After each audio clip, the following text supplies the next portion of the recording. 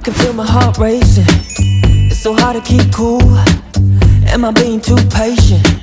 Too hot, got me sweating on the floor.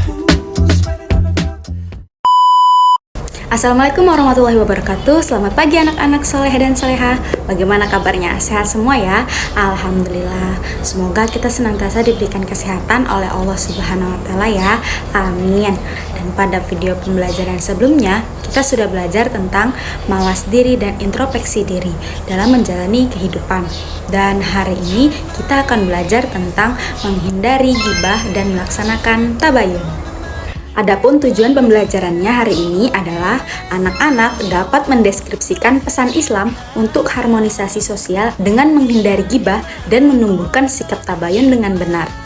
Hidup di zaman modern seperti saat ini, tiap harinya kita selalu disuguhi berbagai informasi dari beragam media seperti aplikasi TikTok, Instagram, YouTube Short, Facebook, dan lain sebagainya. Baik berupa informasi yang ringan sampai masalah kehidupan sehari-hari. Nah, dan aplikasi tersebut juga sering menyajikan informasi yang terkadang gak jelas gitu, baik isi maupun sumbernya. Yang mana fitnah terkadang disuguhkan sebagai kebenaran, perilaku maksiat itu dianggap sebagai hiburan, dan keburukan manusia itu biasa disiarkan di berbagai media sosial. Apalagi kalau lagi di sekolah, ya kan? Tetapi kalian pasti sering juga mendengar isu, berita, dan rumor yang padahal tidak diberitakan oleh media sekalipun, tetapi informasi itu diperoleh dari teman ke teman. Pasti sering dong melihat situasi yang seperti itu. Contohnya seperti ghibah. Ghibah itu apa sih? Jadi ghibah itu berarti menggunjing, membicarakan kejelekan orang lain dan kekurangan orang lain. Dan apabila dia tahu, dia tidak menyukainya. Jadi Islam itu melarang umatnya untuk ghibah. Karena apa? Karena ghibah itu diibaratkan seperti makan daging saudaranya sendiri yang telah mati loh. Bahkan hal ini itu udah ditegaskan dalam Al-Quran yang artinya, hai orang-orang beriman, jauhilah kebanyakan perburuk sangka atau kecurigaan, karena sebagian dari perburuk sangka itu adalah dosa. Dan janganlah mencari-cari keburukan orang lain, jangan mengunjingnya satu sama lain. Adakah seorang di antara kamu yang sudah memakan daging saudaranya yang sudah mati? Maka tentulah kamu merasa jijik kepadanya. Dan bertakwalah kepada Allah, sesungguhnya Allah maha menerima taubat, lagi maha penyayang. Quran Surah Al-Hujurat ayat 12. Berdasarkan ayat tersebut, orang yang beriman didorong untuk menjauhi prasangka buruk, apalagi tidak disertai dengan bukti. Sebagian prasangka yang tidak disertai bukti itu kan adalah perbuatan dosa, seperti fitnah, ghibah, dan lain sebagainya. Nah, ayat tersebut juga menjelaskan bahwa ghibah itu merupakan perbuatan yang sangat keji. Orang yang ghibah itu loh disamakan dengan orang yang makan daging bangkai saudaranya sesama muslim. Pasti kita merasa jijik kan, bahkan nggak mau memakan daging tersebut, apalagi yang sudah menjadi mayat. Logikanya aja deh, orang pasti tidak akan mau makan daging saudaranya sendiri, walaupun dagingnya itu segar dan sudah dimasak. Nah, itulah kenapa ghibah itu merupakan perbuatan yang sangat dilarang dan sangat menjijikkan. Nah, perbuatan tersebut kita harus hindari. Mungkin kalian pernah mendengar ungkapan seperti lidah tak bertulang. Nah, ungkapan ini tuh mengisyaratkan bahwa lidah yang lunak ternyata dapat menyakiti hati seseorang loh. Memang pembicaraan yang menyakiti hati itu terkadang tidak kita sadari. Jadi kita harus memahami pula bahwa lidah dapat menyebabkan seseorang itu masuk surga ataupun neraka. Karena setiap kata yang diucapkan akan dicatat oleh malaikat. Ghibah Masuk perilaku yang tercela. Oleh karena itu, kita harus menjaga lisan kita dari perilaku ghibah. Coba anak-anak perhatikan gambar di samping ini. benar jadi ghibah, fakta jadi fitnah. Rasulullah SAW bersabda, jika apa yang engkau katakan itu memang benar-benar ada, maka engkau telah berbuat ghibah. Namun jika tidak ada, maka engkau telah berbuat fitnah. Hadis riwayat Abu Daud. Jadi, anak-anak, sebenarnya perbuatan ghibah itu bisa dipengaruhi oleh lingkungan sekitar loh. Banyak faktornya. Contohnya seperti iri, egois, pemarah, dan bercanda berlebihan. Terus bagaimana cara menghindarinya? Ada banyak loh caranya. Yang pertama, berkumpul dengan orang yang soleh dan solehah. Yang kedua, menyadari diri bahwa Allah Subhanahu wa Ta'ala itu membenci orang yang menggunjing saudaranya sendiri, karena kebaikan dan keburukan akan kembali kepada orang yang membicarakannya.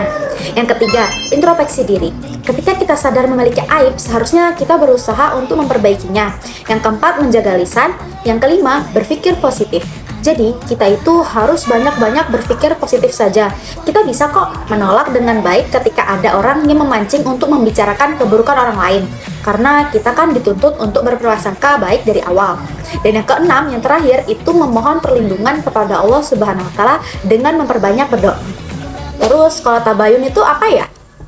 Jadi, secara bahasa, tabayun itu berarti mencari kejelasan tentang sesuatu hingga jelas dan benar keadaannya. Adapun menurut istilah, tabayun adalah proses yang dilakukan untuk meneliti dan menyeleksi berita dengan sikap yang tidak tergesa-gesa dalam memutuskan, sehingga permasalahan itu menjadi jelas dan juga benar. Selain itu, tabayun juga sangatlah penting ya untuk memeriksa kebenaran informasi atau berita dengan teliti. Di agama Islam itu diberikan perintah agar bisa meneliti berita yang dibawa oleh orang-orang fasik.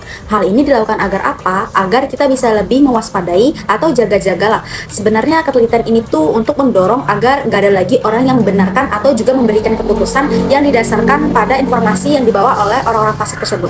Jadi, informasi yang dibawa oleh orang-orang fasik itu jangan langsung diterima ya, akan tetapi harus diteliti terlebih dahulu. Dilihat nih, kualitas, pembawa, dan kepentingan dalam berita tersebut.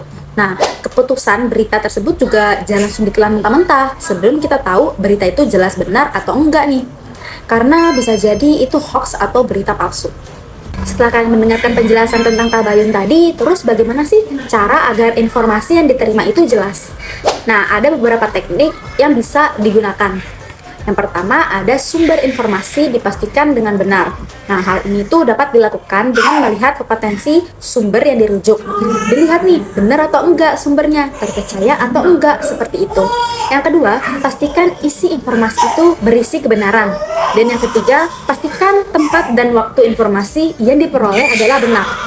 Jadi, itu adalah beberapa teknik yang bisa digunakan. Bagaimana kalau bertabayun dalam bermedia sosial? Seperti yang kita ketahui ya, media sosial itu sebenarnya teknologi yang sangat canggih dan bisa memudahkan kita saling berkomunikasi, partisipasi, berbagi informasi, dan menciptakan isi. Namun sayangnya penggunaan media sosial juga memiliki dampak yang negatif ya. Apa aja sih dampaknya? Yang pertama, kebebasan informasi. Contohnya seperti dalam internet kan dapat ditemukan banyak informasi yang seharusnya tidak perlu ada atau bahkan nggak perlu di-up gitu, karena bisa mengundang hal-hal yang berbau negatif. Kedua adalah sikap sosial yang melemah. Nah, yang kedua ini lumayan sering terjadi ya masih, yakni aktivitas dan waktu sebagian orang itu seolah disita oleh pengguna ragam media sosial. Sibuk main media sosial yang mana menyebabkan interaksi di lingkungannya itu mulai berkurang. Terus yang ketiga ada kelalaian dalam kewajiban agama. Jadi, penggunaan media sosial yang berlebihan itu menyebabkan orang lalai dalam kewajiban agamanya. Kesibukan dalam media sosial ini tuh mengabaikan waktu yang sangat berharga untuk beribadah. Maka dari itu, kenapa tabayun itu sangat penting untuk menangani berita hoax. Pengguna yang mudah menerima berita hoax itu akan merugikan dirinya sendiri dan juga pihak orang lain. Terus bagaimana sih cara agar kalian tidak tertipu berita hoax? Berikut adalah beberapa tekniknya. Yang pertama, hati-hati dengan judul yang provokatif. Yang kedua, cermati itu alamat situs seperti link-link yang bertebaran di media sosial. Itu hati-hati karena bisa aja scam. Dan yang ketiga itu adalah periksa fakta. Dan yang keempat, cek keaslian foto. Banyak sekali juga sekarang untuk konten-konten berupa teks atau foto itu dapat dimanipulasi. Nah, sekarang kita harus waspada tuh untuk melihat dan juga terus mengecek keasliannya. Dan perlu diketahui juga bahwa tabayun itu memiliki manfaat yang sangat banyak. Ada 5 yang bisa dijelaskan. Yang pertama, kita dapat berhati-hati dalam menerima berita. Yang kedua, menghargai orang lain sehingga tidak terjadi kesalahpahaman.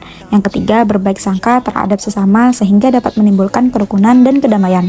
Yang keempat, persatuan dan kesatuan dapat terjaga baik di lingkungan keluarga, sekolah, dan masyarakat sekitar. Dan yang terakhir, menciptakan kerukunan dan kedamaian di masyarakat.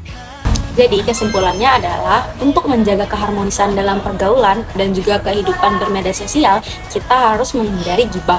Karena apa? Karena hal tersebut merupakan perbuatan tercela yang dilarang dalam Islam. Dan kita itu dianjurkan untuk melakukan tabayun, untuk meneliti kebenaran suatu informasi sebelum mempercayainya atau menyebarkannya. Dengan begitu, kita bisa membangun lingkungan yang damai, saling menghargai, dan terhindar dari fitnah serta kesalahpahaman. Baik, Ibu cukupkan di sini. Semoga pembelajaran hari ini bisa dimanfaatkan di kehidupan sehari-hari ya. Kurang dan lebihnya Ibu mohon maaf. Yang sebesar-besarnya Ibu tutup. Wassalamualaikum warahmatullahi wabarakatuh.